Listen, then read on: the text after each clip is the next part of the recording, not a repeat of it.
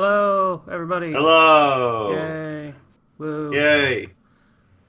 Casey Welcome sleepy. back. Casey sleepy. So, okay. Hi, everybody. Yep, Welcome to which one's this one? full interest. Full interest. Thank you.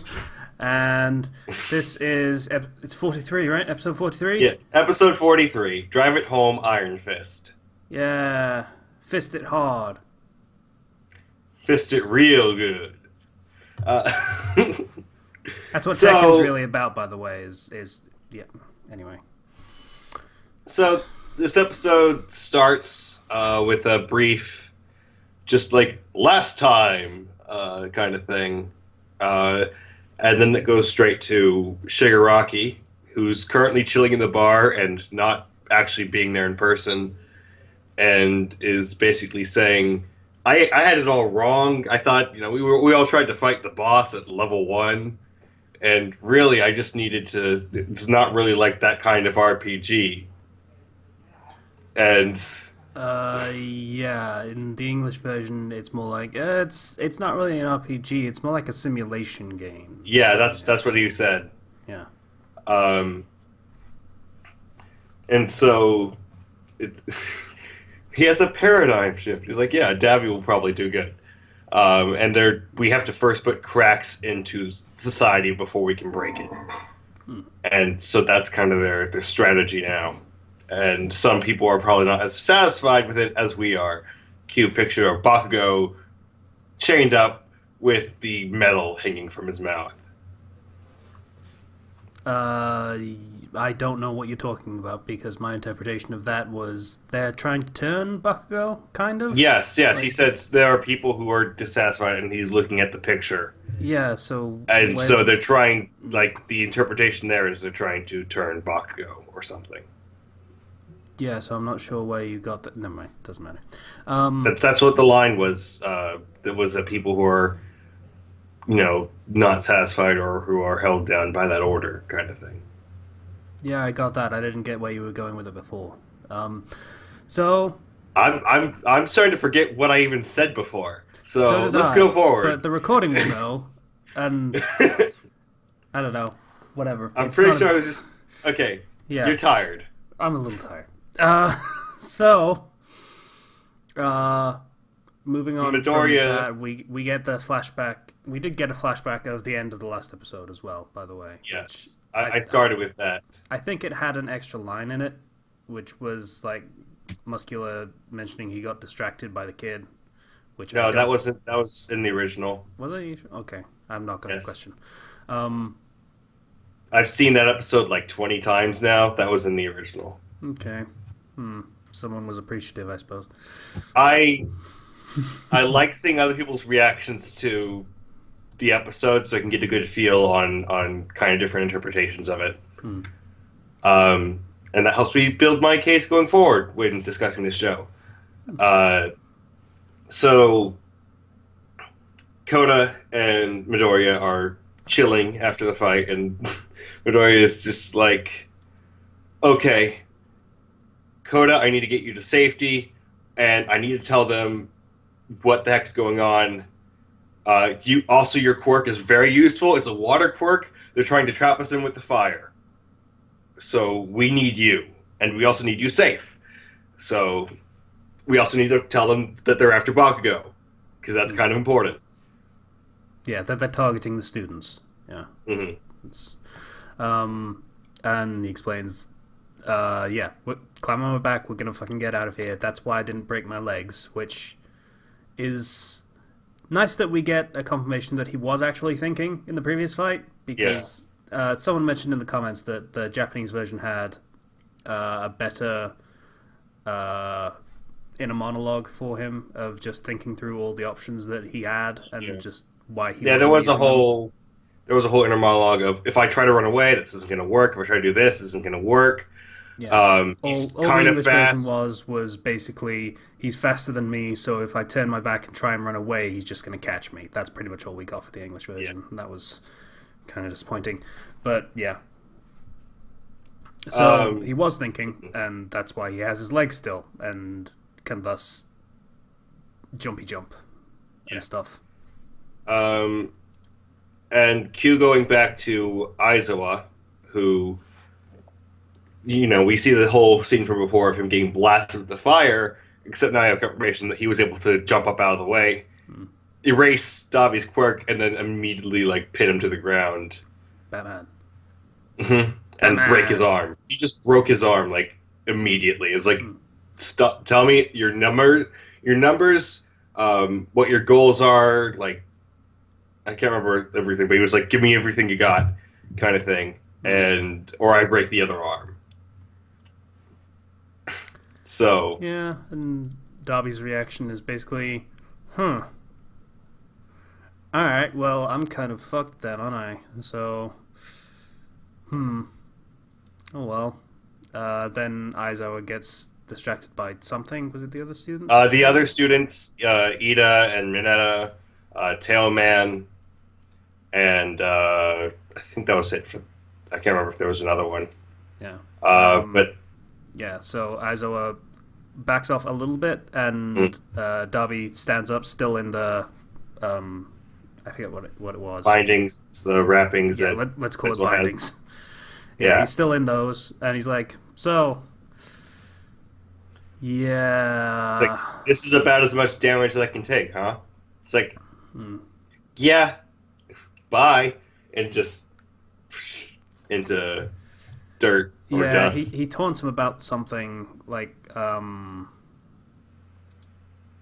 I don't remember, something about the students and how they're vulnerable and stuff or something. He says anyway, Aizawa thinks something. He asks, "Are your students important?" And then Aizawa's like, "Wait, fire wasn't his quirk," and because he's melting, because Aizawa tightened the bindings to get him to shut up, presumably. But it just sort of cuts right through him, and he's melting. Yeah. And we cut over to one of the 3 villains that wasn't shown among the initial 7, Twice. I like Twice. Twice is pretty cool. Twice is nice. Debatably my favorite of the League of Villains.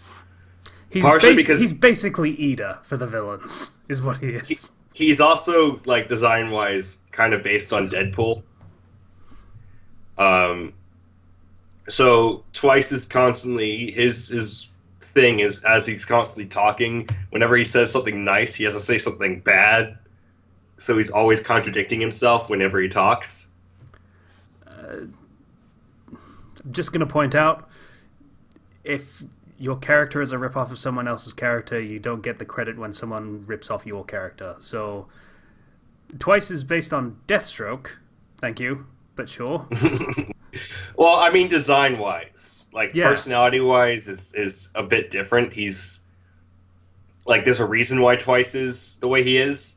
He does have a legit backstory that we get to see later on. But Twice has a really good quirk because he can create copies of people that are A, autonomous, and B, can use their quirks. But do seem a little short-lived and vulnerable and fragile compared to the originals.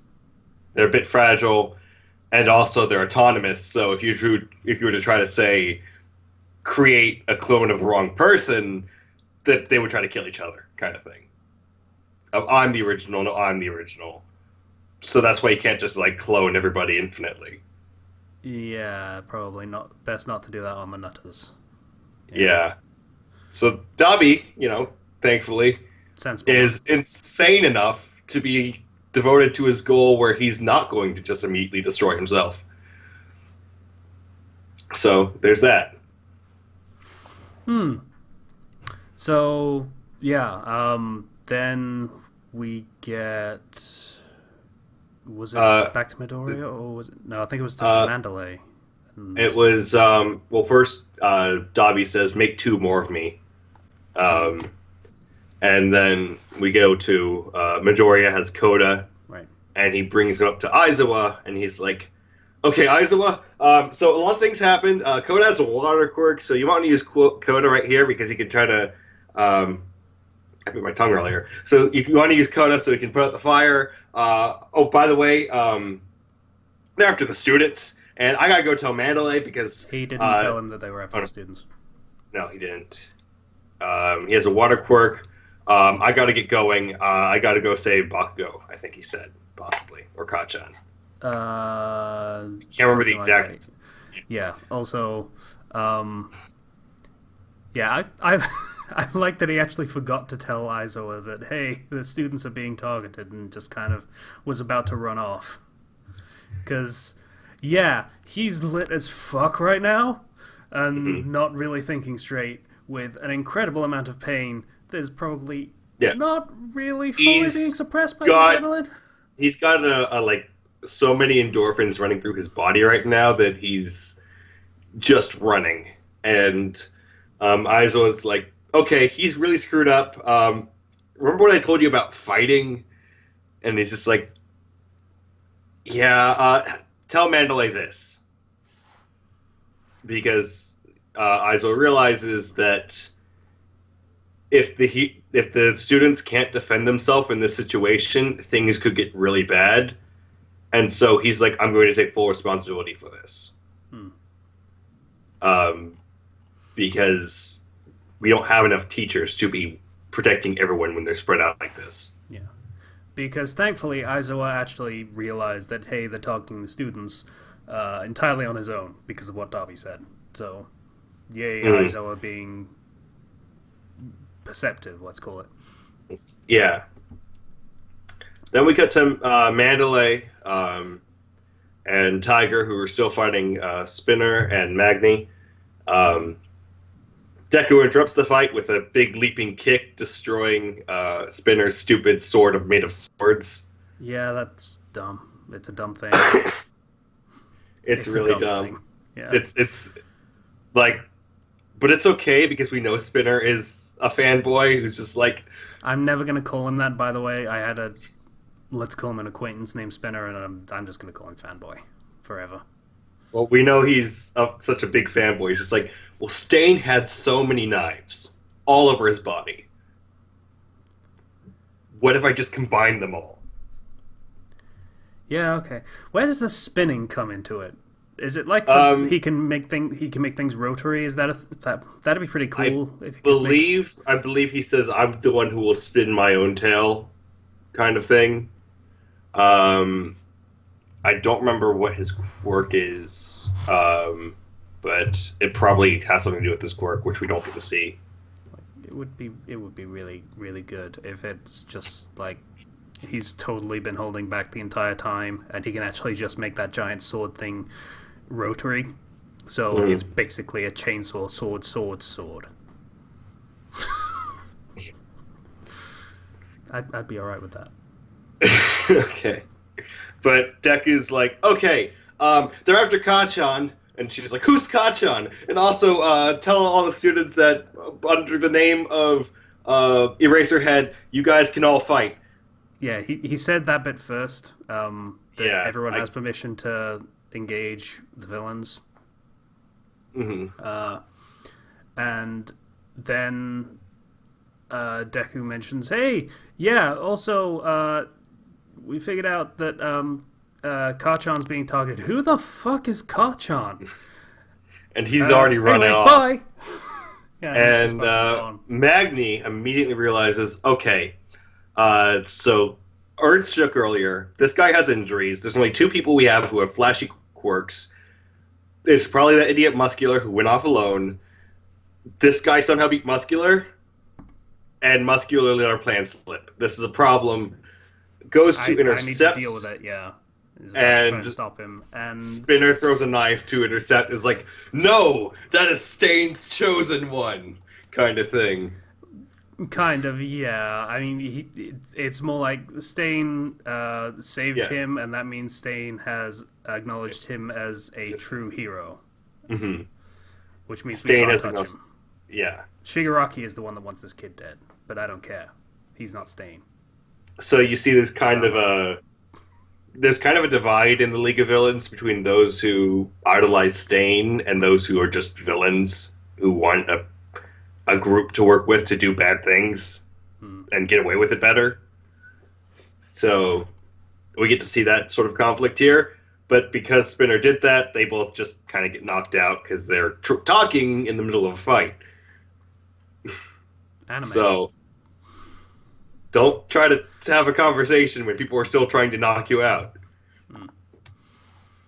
So, yeah, that happened. And then I think we go to Kid Fisto and Tetsutetsu. There's a short scene of Aizawa running with Koda, and Koda's like, I punched him in the scrotum earlier. I feel real bad about that. He did all that. I need to say sorry. I need to say thank you. And Aizawa's just like, just make sure to put emphasis on the thank you when you see him next time. And then I think we go to and Kid Fisto. Yeah. Yeah, and she is like, hey, you realize what's going on with the gas, right? And he's like, yeah, it sucks. No, I mean, it's only here, and Mandalay didn't mention it, which means it's not where she is, which means it's only centered on this area, which means there's got to be a villain in the middle of this area that is causing this gas to happen. And these masks only have a limited amount of usefulness. They will only filter so much. And the closer we get to that villain, the denser this shit is going to be. So we need to get in there and punch him in the face, right? I mean, yeah. But, okay, yeah, I guess, yeah. So they run in, and we see the villain. I forget his name. I don't think I gave it. Gas Mask Man, who immediately upon feeling somebody getting closer just pulls out a gun and shoots it. Yeah, he gives a nice little monologue here. Like, it doesn't matter how good a hero you are, how strong your quirks are, you're still only human. It's fucking great. Thankfully, it's Tetsutetsu who ran out first. Yeah, that would have been... I would have been mad. But, yeah. I'm a big fan of Kid Fisto. She's fucking awesome. So, they call her Kendo. Kendo's her name. I don't care. She's Kid Fisto. That's it. So he shoots Tetsutetsu and just immediately breaks his mask. Yeah, and it doesn't actually show that right away. I think we cut away to something else first. No, I'm pretty sure I think we cut away to... Also, we missed a bit with Bakugo. Oh, yeah. I'm unsure of the order we're going in right now. As soon as Mandalay gives out the call, hey, Kachan's in danger, whoever that is. But yeah, it's Kachan, wherever you are, just fucking stay in a group. All the Class B people were like, who? But the Class A people were like, oh, Bakugo? Why? Yeah, and Bakugo's like, fucking shut up, stupid brain. They're like, Bakugo should not fight. Bakugo should run away. It's like, but you just said I could fight. Yeah, and then he's like, I have a sneaking suspicion that Deku's behind this little shit. Like, Kachan wasn't the fucking tip. Alright. Yeah. So they're fighting Tooth Guy, and I did not realize this was Tooth Guy. They're fighting Moonfish. His name's Tooth Guy. So, yes, he can basically just upside down crazy tooth shenanigans, retract and grow his teeth incredibly fast, too. Which gives him, like, high maneuverability and attack power. Yeah, so Todoroki and Bakugo are fighting Chomps here, and... I'm just trying to have villain names for him. Todoroki's like, don't be an idiot, Bakugo. You will burn down the forest around us, and we will both die. I can't use my fire. I can use my ice, but keep your explosions small. Once again, forest fire is bad. Yeah. I think then we also got a quick cut to... Tokiyami, that was it. Where something's up. It's not very clear what, but he's like struggling against something. That's near the end. No, that was the beginning. that was when she was contacting everyone. Is we get that shot. We get the slight shot. Okay, yeah. Go ahead. So then we go to get back to the whole Tetsutetsu fight, in which he's trying to, after he gets shot, Gas Mask Man turns around and immediately goes to shoot at Kendo, who is trying to sneak up behind him, and Tetsutetsu runs and takes the bullet for her. And he gets shot a lot, and you can see his steel starting to crack. So much that, like, the Gas Mask dude just has to reload his gun. Because it's like, I went through all 6 shots just shooting you. Good boy, Tetsu. Save the waifu. Mm-hmm. Save the waifu. So then Kendo runs out, and she's, like, goes to grab him, and he's like, ha, I dodged, and then her hands grows big and hits him in the head. Yeah, that was pretty cool. Like, yeah, he dodges out of the way, and then she just grows the fist right there, so it just the expansion of the fist slams into him. It's pretty cool.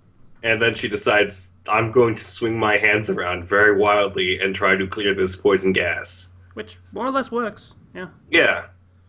And so he's, like, trying to aim his gun, but there's harsh wind, so it's hard to get a good bead on her.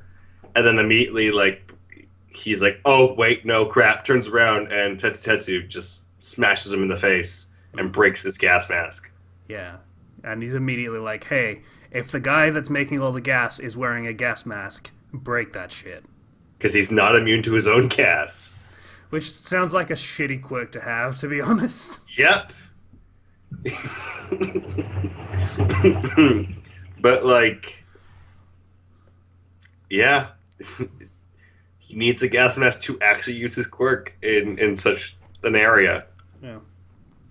So, back to Deku, who is running through the forest and is like, okay, so the second to go through was Todoroki and Bakugo. So that means the first should be somewhere around, and then gets blindsided by something, but saved by Shoji, I want to say his name is? Yeah, Tentacle? It was Shoji. Tentacle. And Shoji's bleeding from one of his many nubs, which, yeah. So that was his hand from earlier, confirmation of that. And also we get, so Tokiyami, when they were attacked, Tokiyami's quirk kind of activated to defend himself. On a reflex, yeah. Because that tends to be how those work. Yeah, and they're trained to actually just react to defend themselves against attack the amount of times they've had to do it. So yeah. And they're in a dark forest far away from any sort of lights. Revelry in the dark indeed. Revelry in the dark indeed. Tokiyami's full dark shadow is out, and he's struggling to control it. Yeah, the visual is a little unnerving because it looks like it's actually overtaking him. Yeah. Like, covering part of his own face and such. And remember, his training was to go into dark and try to overcome that. It's a lot to try to overcome. Yeah, that's...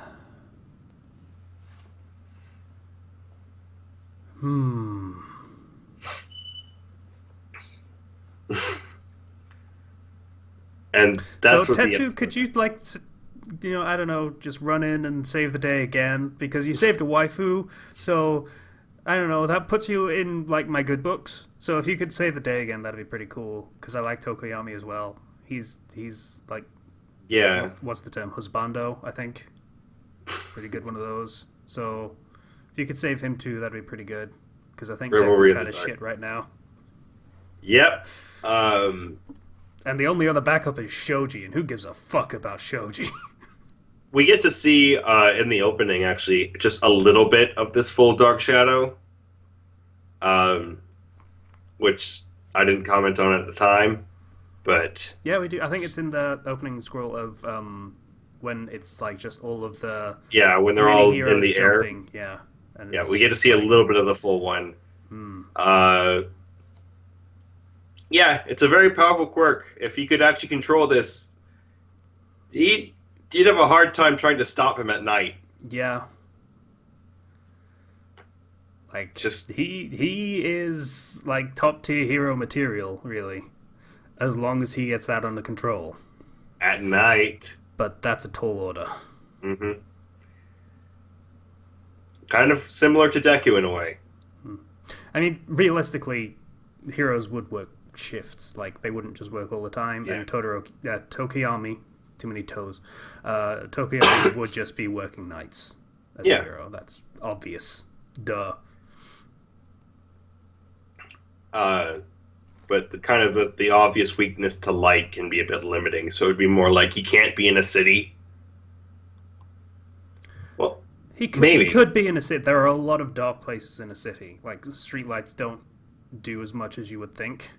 So it's like, what's the medium level? Because we see the absolute really dark, Suburbs. far away from civilization. But like, what would the medium level of Dark Shadow look like? Oh, Because like, it would be stronger than his daylight form. yeah.